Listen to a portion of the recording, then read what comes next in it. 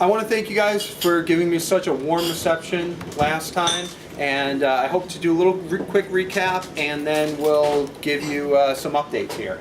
So, as you guys recall, there was a free speech rally, which was a pretty broad and diverse coalition of different viewpoints, and the idea was to come together to be able to talk on the topic of free speech.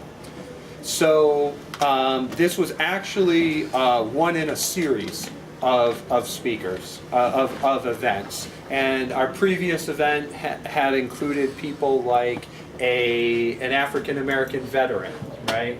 And for this, the one over the summer, our slate included an Occupy Wall Street activist, a Shiva Ayyadurai, who is an Indian American running for U.S. Senate, along with a Bernie Sanders supporting free speech lawyer, and of course a group of more right-wing individuals to have a real broad spectrum on the topic of free speech.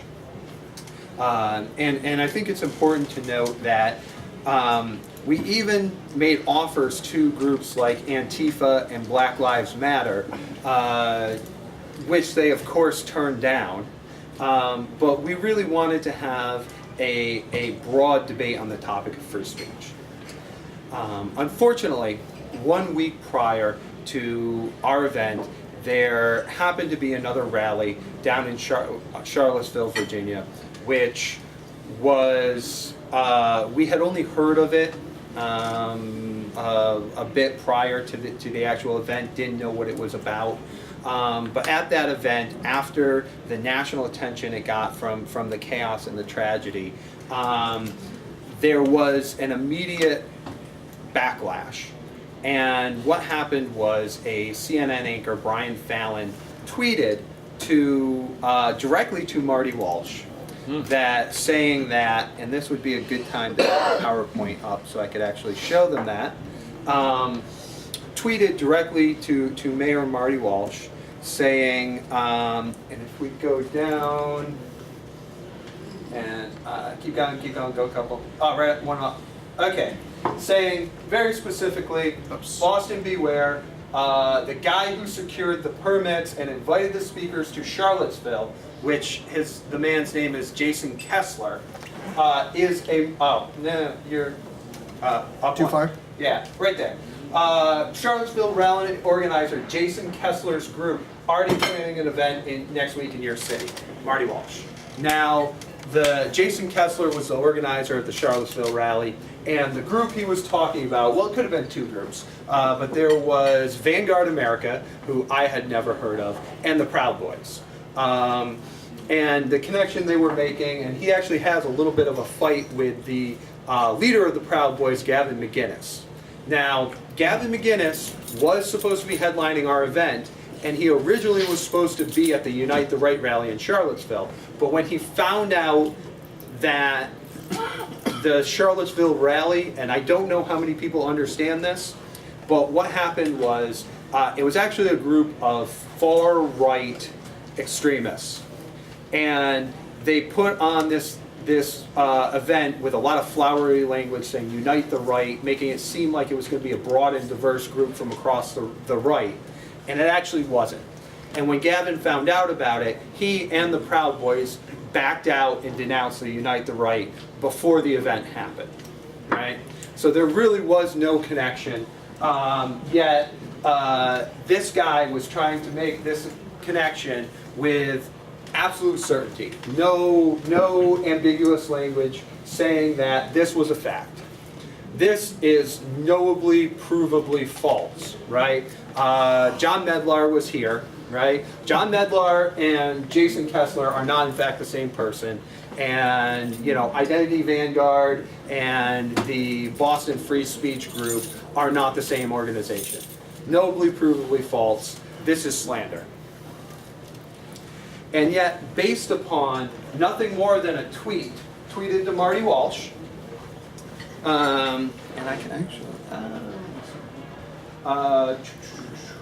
and when he and Gavin kind of fought back and forth, he kind of said, no, this is your group. And so based upon this information, Marty Walsh goes running his mouth off, and I played this for you last week, so I won't play it again, basically saying that the Boston organizers are white supremacists and Nazis, and that we didn't have a permit. And if you went on social media and bothered to check, you could find the permit.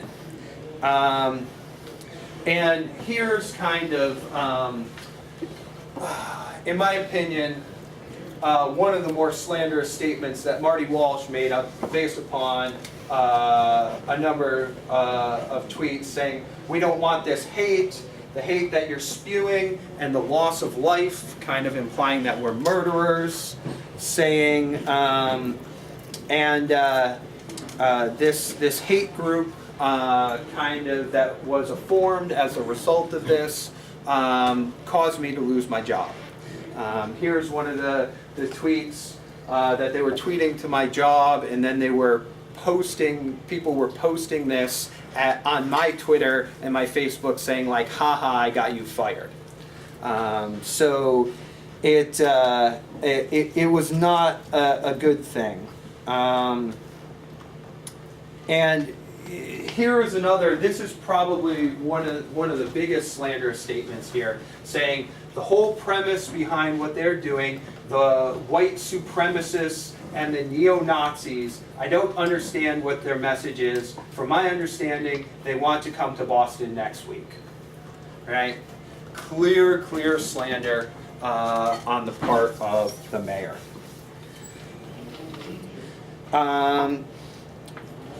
Brian Fallon, again, reveling at the fact that, continuing the slander, reveling at the fact that Gavin McInnes now pulled out of the Boston rally after a lot of back and forth. And a lot of crazy stuff happened trying to compare me to this guy here who was down in Charlottesville. No, I was not down there. I haven't had my beard in like over a year. All sorts of crazy silliness, and along with threats and all sorts of horrible things that flew in my direction. Monday morning. Now this is crazy, right? So at this point, we're getting slandered by every major media. We're getting called white supremacists and Nazi members and all of this horrible stuff. And Monday, there was a press conference with Charlie Baker and Marty Walsh where they were saying, we don't know who these guys are, I don't understand, they're a bunch of Nazis, but whatever. And who's defending me? This is August 14th, this is Monday, right? The Anti-Defamation League comes out and says, there are significant differences between what happened in Charlottesville and what is scheduled for Boston. Unlike Charlottesville, the Boston event, as currently planned, is not a white supremacist gathering. Good for them. Did Fallon know what he was doing when he did it, or was he just guessing? Fallon he was just making assertions. He's not only a CNN guy, but he's also works for an anti-Trump super PAC, and he was a Hillary person. So he was just throwing hate out there. And Do you think it was malicious or not? It was intentional. So it was a paid public troll. I don't want to. I mean, draw your own conclusions. I'm just showing you facts out of this, and I'll let you draw your own conclusions on this. But I mean, the Anti-Defamation League are the only one defending us. Which, by the way, where was the conservative media on this? This was crazy. What's the conservative media? Did I miss that? I'm wondering if we have any anymore. Independent media, probably. You too? You were fairly reported in the New Boston Post. Yes, New Boston Post, that was great. Those guys are good. I wish more media was like them. Guy named Bake, Alaska, Tim Giune.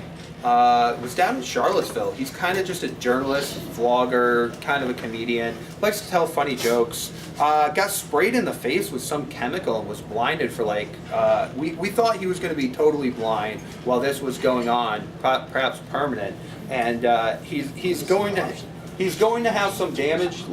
Yeah, he still has a lot of sensitivity, but you know, this guy was sprayed in the face with chemicals and nobody even wants to talk about it. It's kind of insane. And you know, the responses from the tolerant left, you know, stuff I can't say in polite company, you got what you deserve, Nazi, it's, I mean, look at, this is was, you know, just unbelievably horrific. I just want to see the names on us. And there were so many more. There was like, I could have chose from, I just put as many as I could on the slide. I've got some more in the backups if you want to see them. It's sickening to think that someone would lose their sight and people would be happy about it.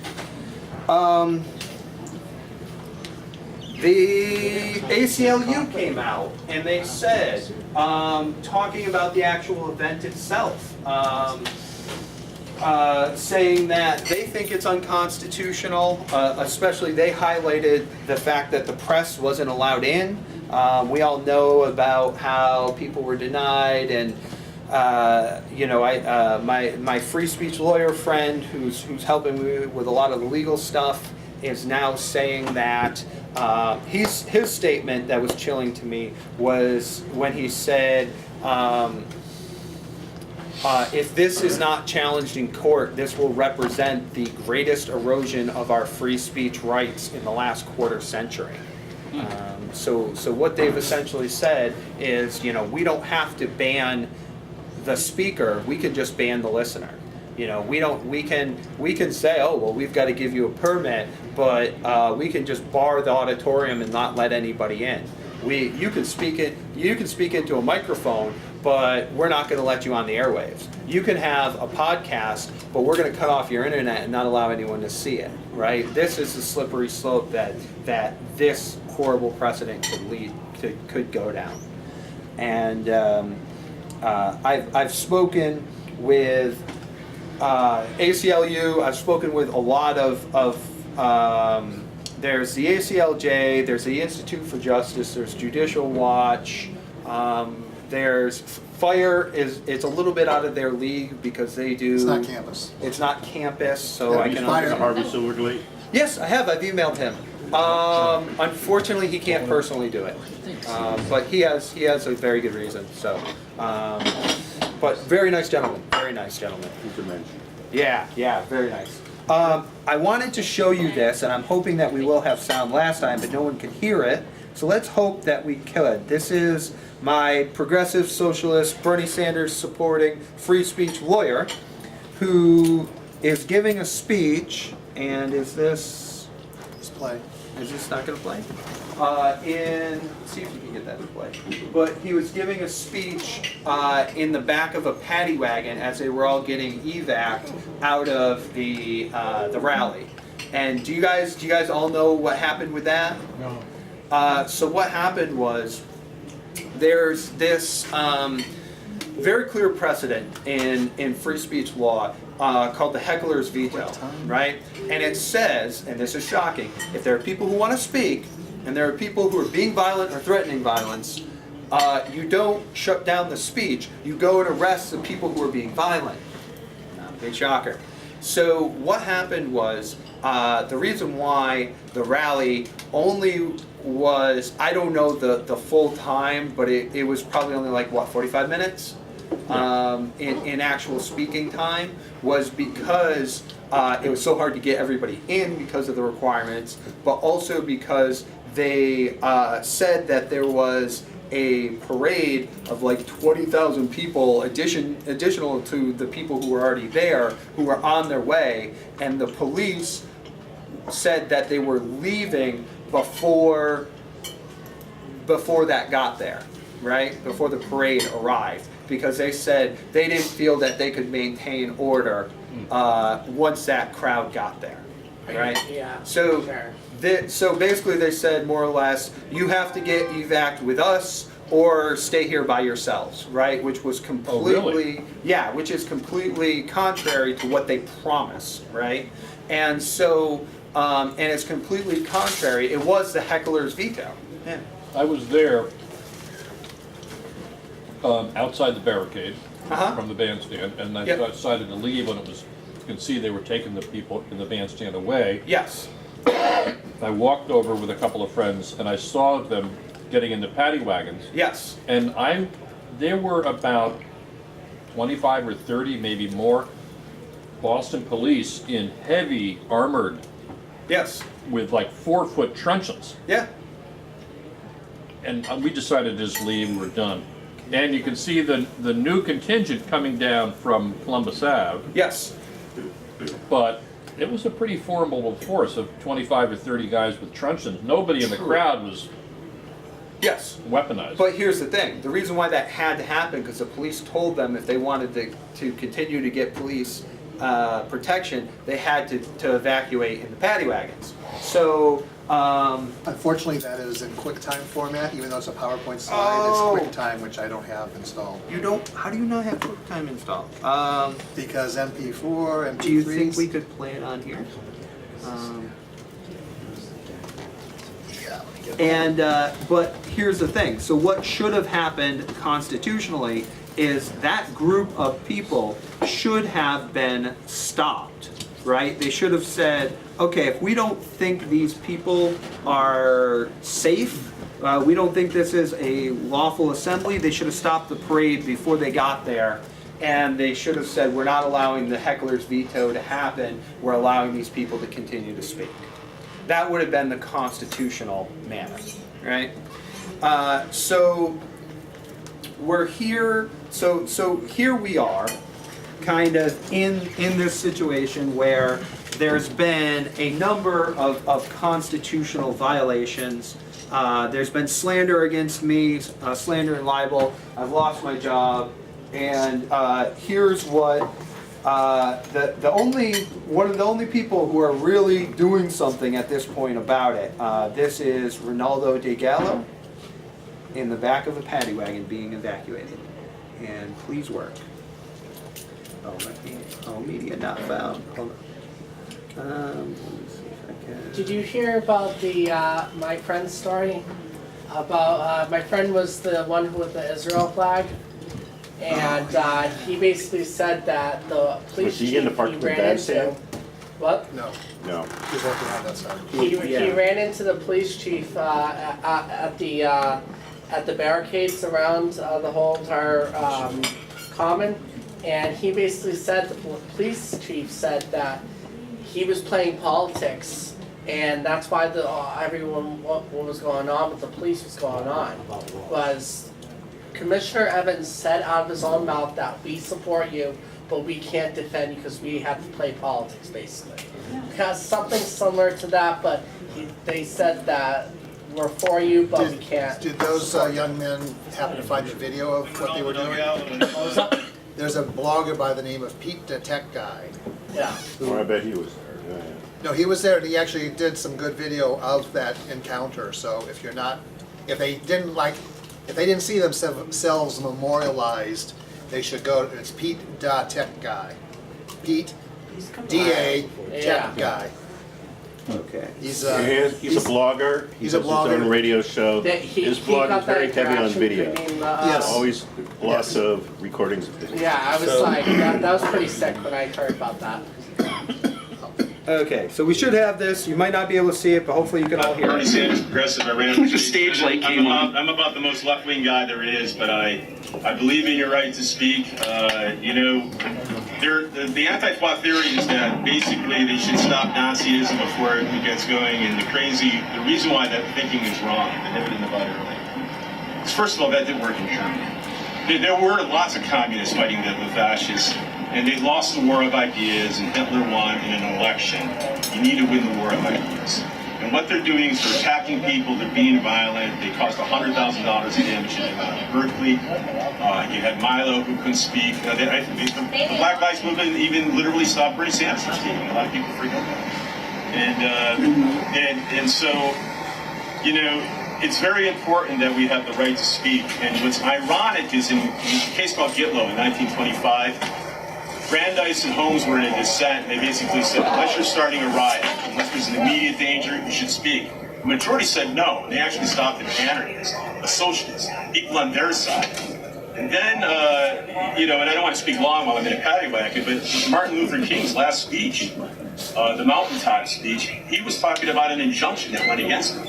They were stopped from speaking because they said it was causing riots, it was causing violence, and it cost too much money. The very same things that are happening here. And that's why, you know, free speech is extremely important for democratic discourse. You need robust speech. It's got to happen.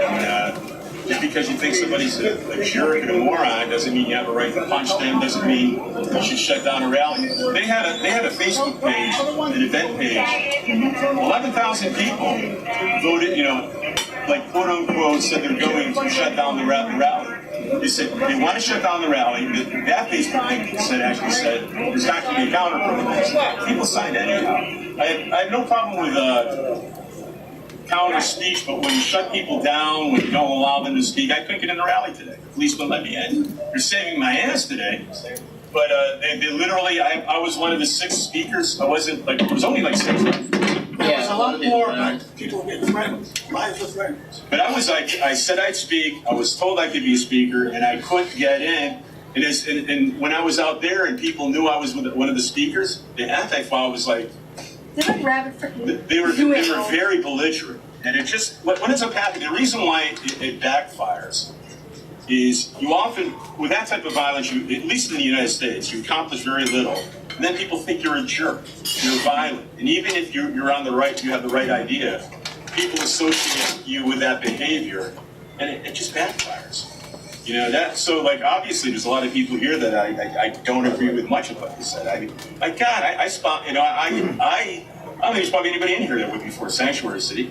I sponsored a sanctuary city bill. I sponsored a transgendered right bill. You know, so I'm more left than probably the bloody Antifa. Yet they want to bash you over the head. They want to bash me up because I'm standing up. So, that was a progressive socialist, Bernie Sanders supporting free speech lawyer in the back of a paddy wagon being evacuated from a free speech rally where he was not allowed to speak, and he said that he feared for his life during this event. And he's enumerating the injustices in this situation. And right now, he's one of the only ones who's really fighting this. So, where are we now? Is there something on the slide? I don't know. I can just talk. I don't even know if there's any more. I didn't really plan this. There was another. So where are we now? I'm right about to announce that I'm going to be suing Marty Walsh for slander. As I've outlined here, what he did was clearly wrong, and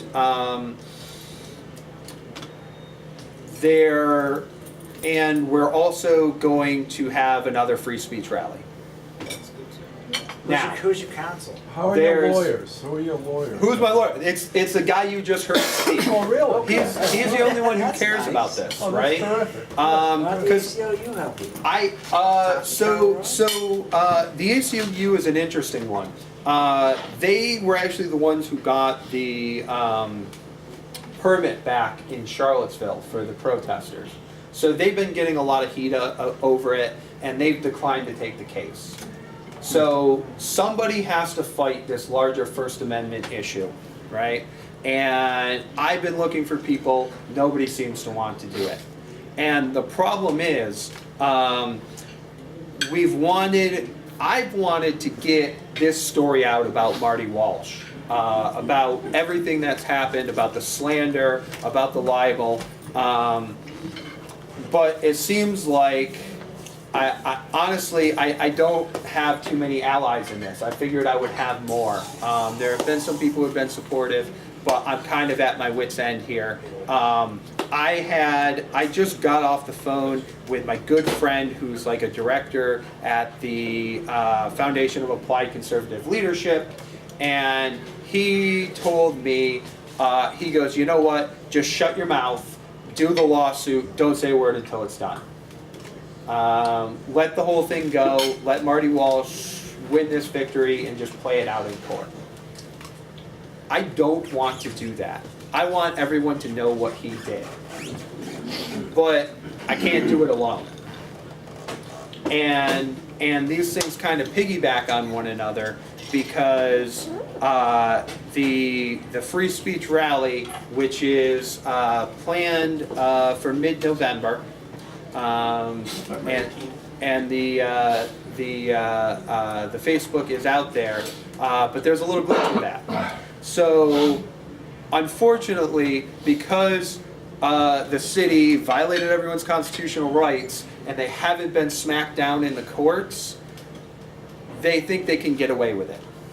And so what has happened is they said, rather than allowing this to happen, what they've done is they said, well, we instituted this new permitting policy, and you're not supposed to advertise an event until it's been properly permitted, and they're just not giving us a permit. There's been a request in. That's always been the case. That's been a request in since September 18th, I believe. So we're going on a month in which they have just said, well, we're just going to not answer the phone. They just won't return phone calls about any of this. Did you go to City Hall? You can't go to City Hall, you have to go to other parts of the yeah, and there's literally the guy who's organizing this, he's like, I'm gonna get fired because he's spending so much time on this thing, right? We only have so many cycles, right? And if I'm going to take the route of let's say suing Marty Walsh and making it public, I need help with writing press releases, video editing, talking to media. There's a lot with this rally, and we can't do it alone. And so there's a couple things we need. We need help. If I'm going to be able to make a suit on Marty Walsh, I need some help in funding, and we need to be able to do something to combat this. And this is where I think I should come to you guys and say, how do you guys want to proceed? Should I go down the road of just shut my mouth and do it and go the courts? Do we try to see if we can get a little public appeal? The reason why Marty Walsh did this was because he has an election in November and he wanted to pound his chest. And I think if everybody knew this story, it would totally turn around on him. But that's a challenge. WBUR has been on my butt a lot lately for like a lot of political stuff. I've been doing a lot lately, and I think I could get them easily if you need a press, like, because WBUR got like 2 or 3 people that have been like. What does that mean? They've been on your butt. What does that mean? They've been trying to get me to be in an interview, and it just never crossed paths. So they've been asking me. What label do they have on you? How do they know you? They know me as a conservative Boston political activist, basically. Okay. And you know, I'd like to file a suit to try to force them to give us a permit because they've went and we've announced this for November. So I don't know. I don't know exactly what will happen. I mean, we're going to be there, but it causes. Can you clarify? When is this? You mentioned earlier when the rally you were trying to do, maybe in October. Are you talking about the Boston Free Speech, John Medler and the other people? Yes. Okay. So what originally we wanted to do was get an event in before the election, so we could maybe have some of this information come to light for voters for the election prior to. But what has happened is the weekend before is November 4th, and this is a weekend in which Antifa has said that they are going to cause trouble, to put it nicely. I'll talk about that a little bit. more detail. Yeah, so the 4th is out. We were going to do the weekend before, which was the 28th. And there's just no way to get the permitting in. We don't know if we're going to even be able to have speakers because they put you in this catch-22, right? So they're literally, again, the first time they said, well, we'll issue the permit, we won't let anybody hear it. Now they're saying we will just not issue the permit. So, and I'd love to, I could probably get Ronaldo to file a suit and try to take him to court to do it. But even to do that, it's like $250 to file fees. How much time per week is it gonna take you for the next 6 months to pursue this? A lot. 10 hours a week? I've been doing I this. don't know, I'm just asking. Yeah, probably.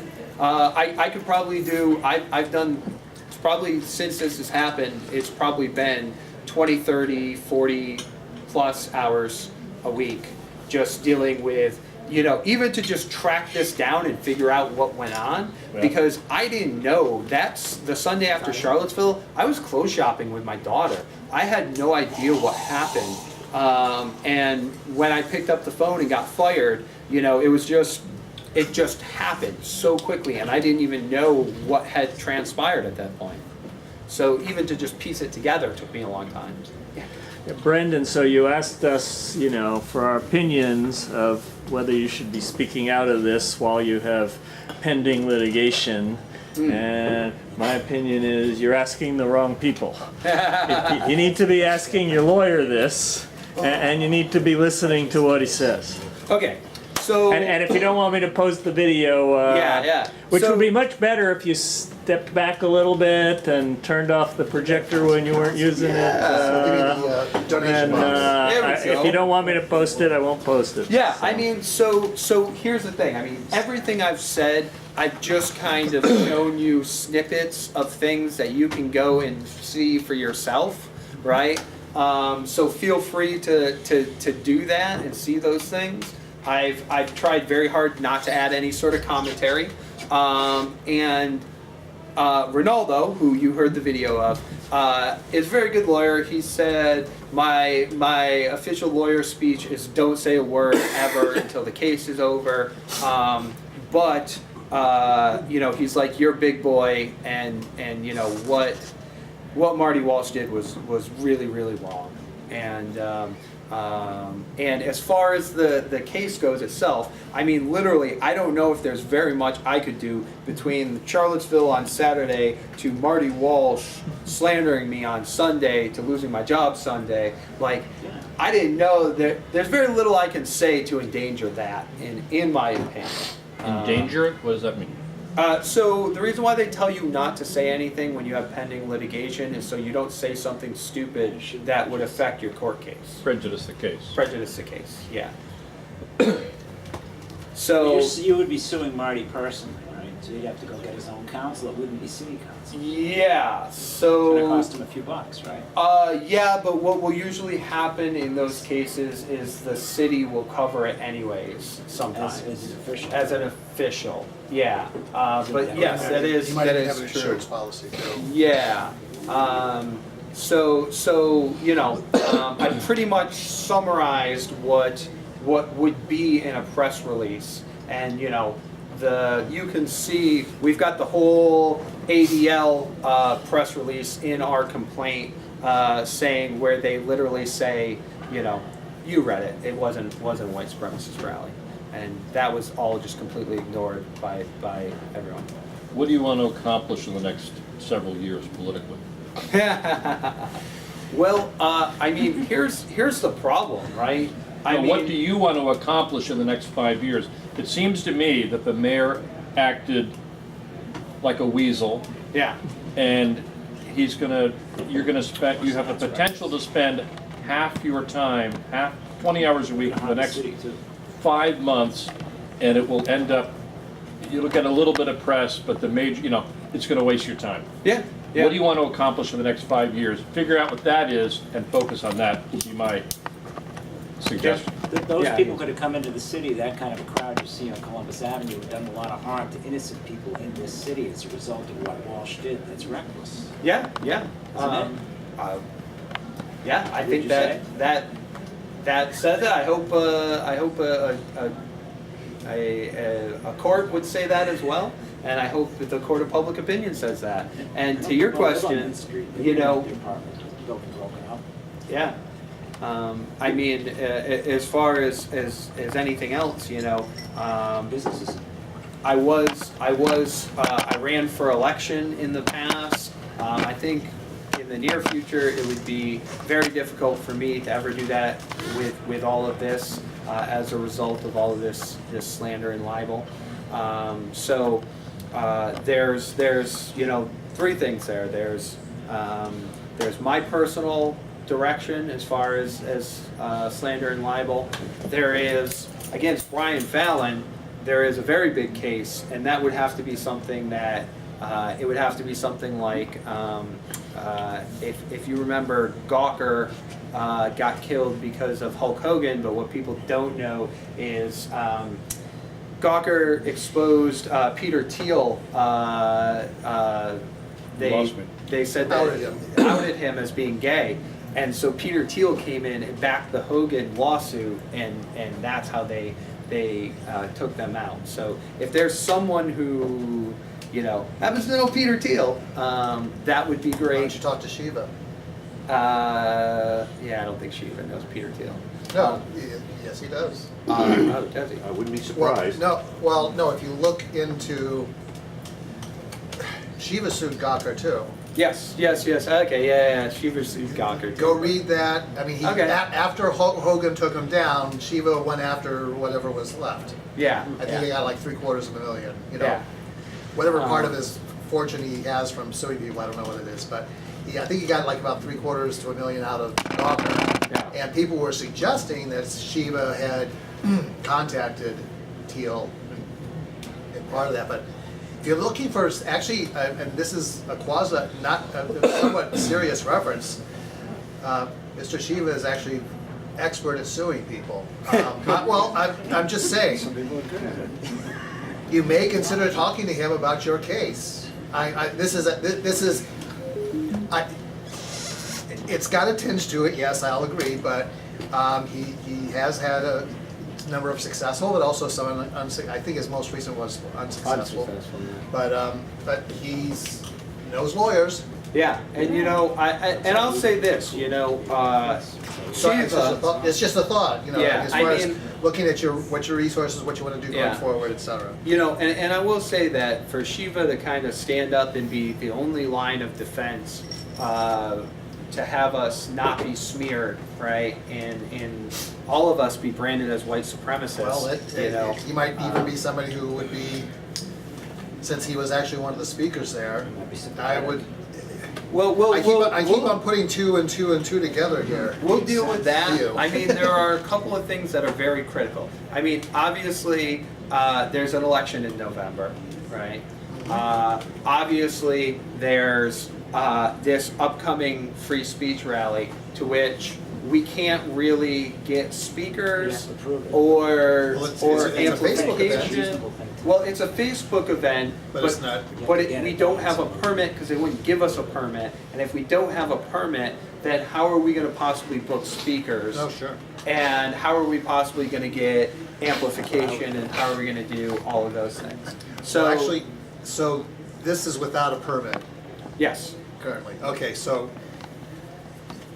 from doing this, I heard this spoken to me by Kristen Var, by my predecessors as leader of this group, that if you start advertising it before you actually have the permit in hand, Yeah. they get pretty upset and pissed, well, let's say, Well- euphemistically pissy and moany Well- about it, and they'll well- say, you know, heck with you.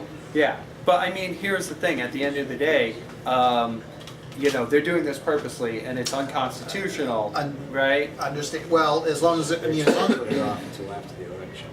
Yeah, that's Yes. what they're trying to do. And Just like Martin Walsh's lieutenants have extortion cases, and they're trying to put that off until after the Yeah, election too, yeah. right? But I mean, this is something that, yes, you could come in and you could say, there's all these other events that where the permits came in after and got approved Yeah. before.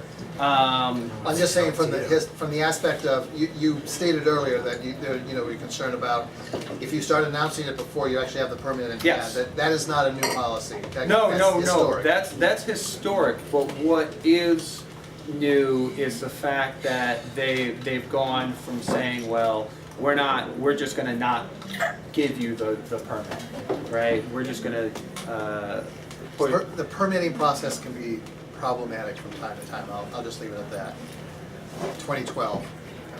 So yeah, anything anyone can do to help. We do need organizers for the rally. We do need, legal. I mean, we need somebody who's gonna could take them to court, maybe pressuring the ACLU.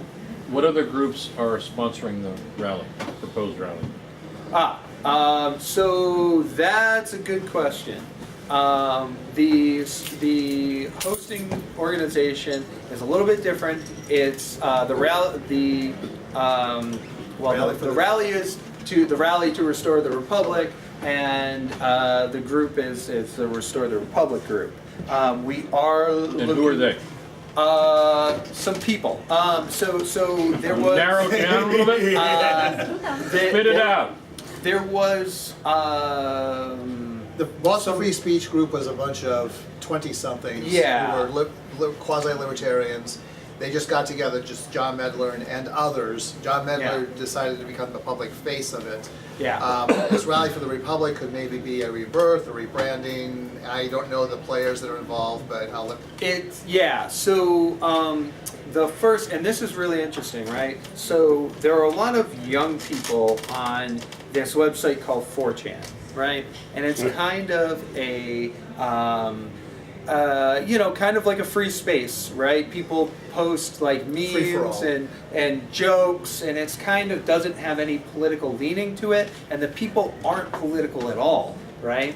But what happened? No, I mean they weren't. They really, really weren't. Wasn't the Trump beating CNN video originally? Okay, but prior to that, I'll give you the whole story. So what happened? Do you remember Hillary Clinton came out and attacked this fraud called Pepe, right? And this was really what started it.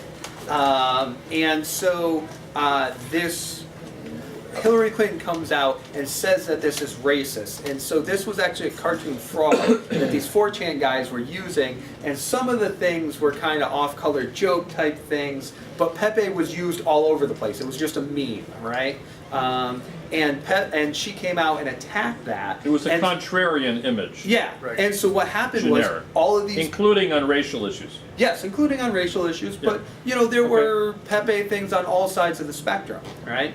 So what happened was all of these people who weren't political got pissed off and started kind of realizing that the people that were attacking them also got triggered when they heard the name Trump, right? And so they started kind of trolling these people and actually kind of started becoming Trump supporters. And a big reason why you could say why Trump won was Hillary. If I could give somebody advice, vilify people who are already going to vote against you, right? Don't take people who aren't going to vote against you and then vilify them.